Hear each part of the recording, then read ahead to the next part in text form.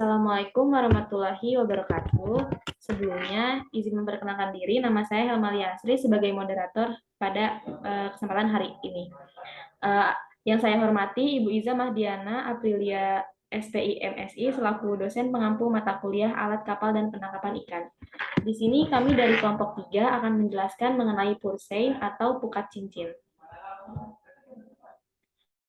Berikut ini adalah anggota kelompok dari kelompok 3. Yang pertama ada Yan Mustafa dengan NPM akhir 014, yang kedua ada Rad Surya dengan NPM akhir 024, yang terakhir ada Helmalia Asri dengan NPM akhir 016. Materi pertama akan dijelaskan oleh Rad Surya. Kepada Rad Surya dipersilahkan.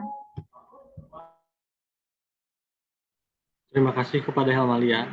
Di sini saya akan menjelaskan tentang pukat cincin atau pursein. Ini merupakan salah satu alat tangkap yang pengoperasiannya melakukan pelingkaran jaring dan melakukan target terlebih dahulu, sehingga ikan yang terjebak tidak dapat melarikan diri. Dan bagian bawah akan dikerucutkan. Setelah melingkarkan pukat cincin, bagian bawah akan dikerucutkan, lalu ditarik ke kapal pursein. Next.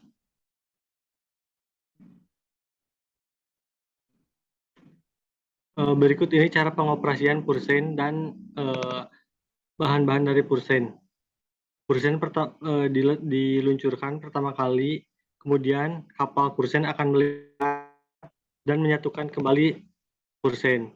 Di sini terlihat ada plot line. Plot line itu merupakan pelampung untuk agar sehingga alat tangkap mengapung. Dan di sini ada purse wire, purse ring, dan lead line. Setelah alat tangkap dilingkarkan, purse wire akan ditarik oleh kapal pursein ke atas kapal sehingga ikan diangkat ke kapal dan dibantu oleh power block. Next.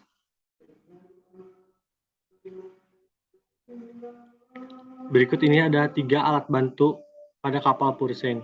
Yang pertama ada winch, yang kedua ada purse block, dan capstan. Next. Winch. Winch merupakan mesin yang digunakan untuk menarik tali kolor atau tali kerut. Ini biasanya terletak di badan kapal untuk menarik tali kolor dan tali kerut. Next. Kemudian ada power block, yaitu alat bantu menarik jaring ke atas gala kapal. Ini bisa terletak di puncak tiang untuk menarik pursein ke atas kapal. Next. Dan terakhir ada capstan. Capstan ini memiliki fungsi menarik tali pelampung atau plot line ke atas hauling guna merapatkan tangkapan kedua ujung bagian sayap jaring. Selanjutnya akan dijelaskan oleh rekan saya.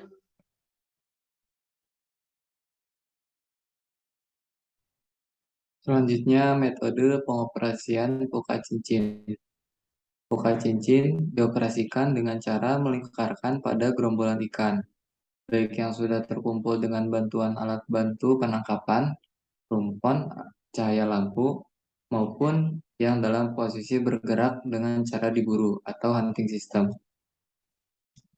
Efektivitas pengoperasian pukat cincin ditentukan oleh kecepatan melingkar jaring, kecepatan tenggelam jaring, untuk segera membentuk dinding guna menahan kelompok ikan keluar secara horizontal, serta kecepatan untuk menarik purse line untuk menahan larinya ikan ke arah vertikal. Next. Kemudian armada penangkapan ikan. Nah, ini merupakan salah satu contoh gambar kapal yang digunakan untuk mengoperasikan pukat yang beroperasi di laut lepas. Kapal ini memiliki gross tonnage sebesar 100. Adapun kapal pukat yang beroperasi di laut lepas memiliki ukuran 131 sampai 149 GT. Ukuran ini lebih besar dari yang digunakan di perairan Z atau zona ekonomi eksklusif dengan ukuran berkisar 48 sampai 85 GT. Terdapat 3 jenis kategori kapal pukat cincin tuna berdasarkan atas fungsinya, yaitu kapal penangkap atau catcher boat atau kemudian ada kapal lampu atau lifeboat, dan kapal pengumpul pengangkut collecting atau carrier vessel. Next. Kemudian ada daerah penangkapan ikan. Sebaran aktivitas bulanan penangkapan ikan berdasarkan rekaman data logbook memperlihatkan bahwa armada Pukat Cincin yang berpangkalan di PPS Bitung beroperasi di 4 WPP, yaitu Laut Banda, Laut Halmahera, Laut Sulawesi, dan Laut Pasifik Barat Utara Papua, dan Laut Lepas. Next. Kemudian ada alat bantu penangkapan. Yang pertama ada rumpon. Rumpon atau Fish Aggregating Device merupakan suatu bangunan, structure, atau alat device yang bersifat permanen, semi-permanen, atau sementara yang terbuat dari berbagai material yang berfungsi sebagai pemikat ikan di laut.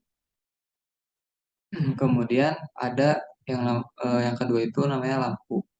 Lampu merupakan alat bantu penangkapan yang sangat vital. Seperti yang kita tahu, lampu biasa digunakan untuk menerangi. Lampu di sini berfungsi sebagai pencahayaan untuk kursen yang akan digunakan pada kapal. Next.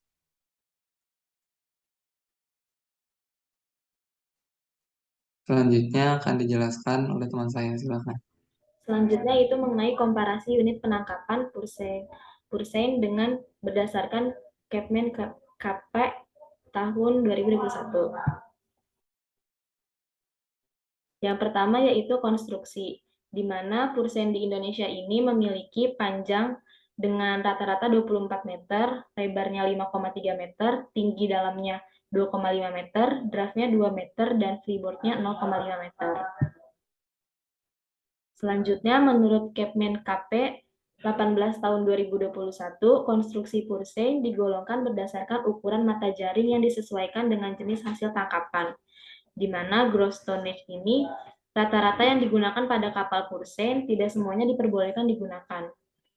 Pada beberapa jenis kapal yang digunakan memiliki kode yang berbeda dan ketentuan yang berbeda. Lalu Pursein di Indonesia yang sebaran aktivitas bulanan penangkapan ikan berdasarkan rekaman data logbook memperlihatkan bahwa armada Pukat Cincin yang berpangkal di PS Bitung beroperasi di WPP yaitu Laut Banda, Laut Halmahera, Laut Sulawesi, Laut Pasifik Barat Utara Papua, dan Laut Lepas. Berikutnya adalah daerah penangkapan berdasarkan Keputusan Menteri Kelautan Perikanan Nomor 18 Tahun 2021 berdasarkan Bab 5 Pasal 22 Ayat 1 bahwa penempatan alat penangkapan ikan dan alat bantu penangkapan ikan ini pada jalur penangkapan ikan di WPP NRI disesuaikan dengan yang pertama ada sifat dari alat penangkapan ikan, lalu ada kapasitas alat penangkapan ikan, ada tingkat selektivitas alat penangkapan ikan, jenis dan ukuran alat bantu penangkapan ikan, ukuran kapal penangkapan ikan, daerah penangkapan ikan, dan yang terakhir adalah karakteristik dari perairan. Lalu di sini ada alat penangkapan Pursein di Indonesia, yaitu ukurannya bervariasi, yaitu panjangnya bisa berkisar panjang jaring di antara 210 sampai 300 meter dengan tinggi kantong 70 sampai 150 meter. Dengan material jaring semuanya itu berasal dari nilon multifilamen dengan ukuran mata yang berbeda pada sayap dan kantongnya.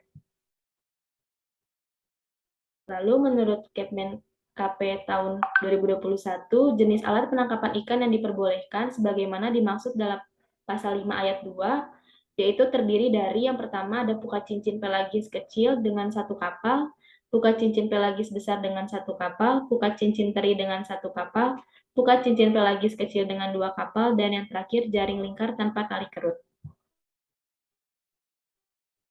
Nah, berikut ini adalah hasil tangkapan.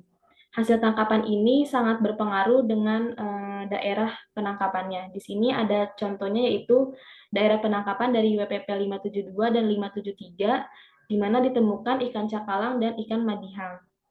Di mana hasil penangkapan dari hasil pukat cincin ini di WPP 572 pada ikan cakalang berkisaran 21.000 ton, lalu ada 8.000 ton, dan yang ikan madi dihang itu di WPP 572 ada sekitar 3.800 ton, dan di WPP 573 ada sekitar 2.400 ton. Lalu di sini ada hasil tangkapan yang kita bisa lihat bahwa pada tabel ini dan grafiknya itu menurun, di mana dari tahun 2015 sampai tahun 2019 terjadi penurunan yang sangat signifikan. Berdasarkan tabel dan gambar di atas, dapat kita lihat bahwa tahun ke tahun jumlah hasil penangkapan ikan mengalami penurunan berdasarkan perhitungan tingkat produktivitas sesuai keputusan Menteri KP nomor 61 tahun 2014, seperti yang disajikan pada gambar di sebelah, di mana tingkat produksi Pursein ini mendaratkan tangkapannya di TPI Ujung Batu, Jepara berdasarkan ukuran GT, kapal cenderung mengalami penurunan dari tahun 2015 sampai 2019. Lalu di sini ada daerah hasil penangkapan, yaitu ada dua. Yang pertama ada laut lepas dan ZEE, di mana contohnya itu ada ikan cakalang sama madi dihang, di mana ikan cakalang ini pada laut lepas berkisaran 40,69 dan di ZEE itu 35,36. Sedangkan di ikan madi dihang itu di laut lepas 43,67 dan ZEE itu 41,02.